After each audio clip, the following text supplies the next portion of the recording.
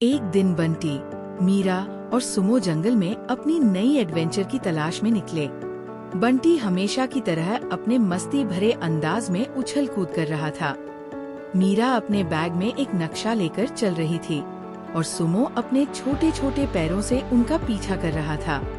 मीरा, आज हम कहाँ जा रहे हैं? बंटी ने पूछा। पता नहीं, लेकिन नक्शा हमें किसी रहस्यमय जगह पर ले जाएगा, मीरा ने उत्साहित होकर जवाब दिया। चलते चलते वे जंगल के बीचों बीच एक पुरानी और जंग लगी हुई ट्रेन के पास पहुँचे। ट्रेन के दरवाजे पर लिखा था, टाइम ट्रैवलिंग ट्रेन।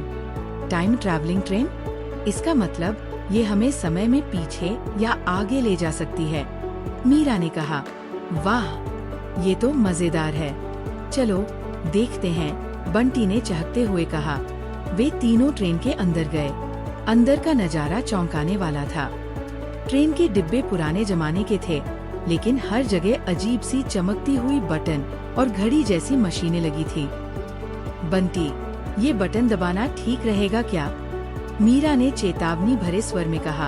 अरे, डरने की जरूरत नहीं मीरा, ये तो बस एक एडवेंचर है, बंटी ने हंसते हुए एक लाल बटन दबा दिया। जैसे ही बटन दबा, ट्रेन जोर जोर से हिलने लगी। सुमो डरकर मीरा की गोद में चढ़ गया। अचानक खिड़की के बाहर का दृश्य बदल गया। घने जंगल की जगह अब चारों तरफ सुनहरे मैदान और छोटे छोटे घर दिखाई दे रहे थे। ट्रेन रुक गई और तीनों बाहर आए। ये एक प्राचीन गांव था, जहां लोग बैलगाड़ियों पर चलते थे और मिट्टी के घरों में रहते थे। हम किस जमाने में आ गए? बंटी ने आश्चर्य से पूछा।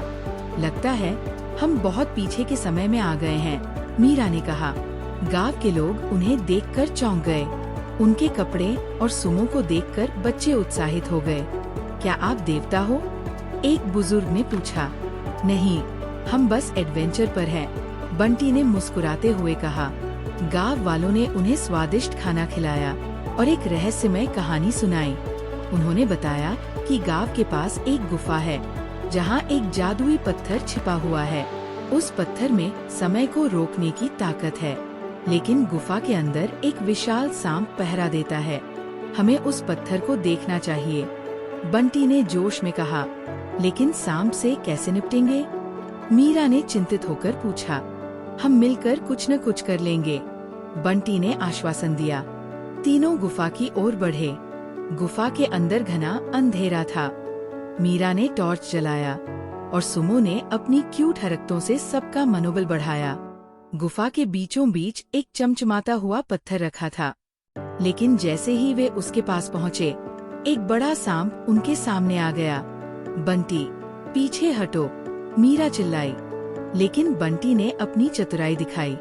उसने जमीन से एक लकड़ी उठाई और सांप का ध्यान भटकाने लगा।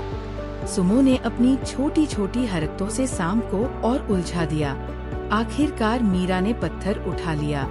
जैसे ही पत्थर उनके हाथ में आया, गुफा में रोशनी फैल गई और सांप गायब हो गया। वे जल्दी से गांव लौटे और ट्रेन में वापस आ गए। अब हमें घर लौटना चाहिए, मीरा ने कहा। लेकिन ये पत्थर तो ले चलेंगे, ये बहुत काम आएगा, बंटी ने हंसते हुए कहा। मीरा ने बटन दबाया और ट्रेन फिर से समय में घूमने लगी। जब ट्रेन रुकी तो वे अपने समय में वापस आ गए। क्या दिन था, बंटी ने खुशी से चिल्लाया।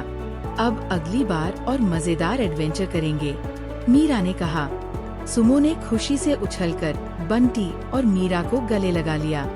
तीनों हंसते हुए घर की ओर चल दिए और उनकी एडवेंचर की कहानी हमेशा के लिए उनकी यादों में बस गई।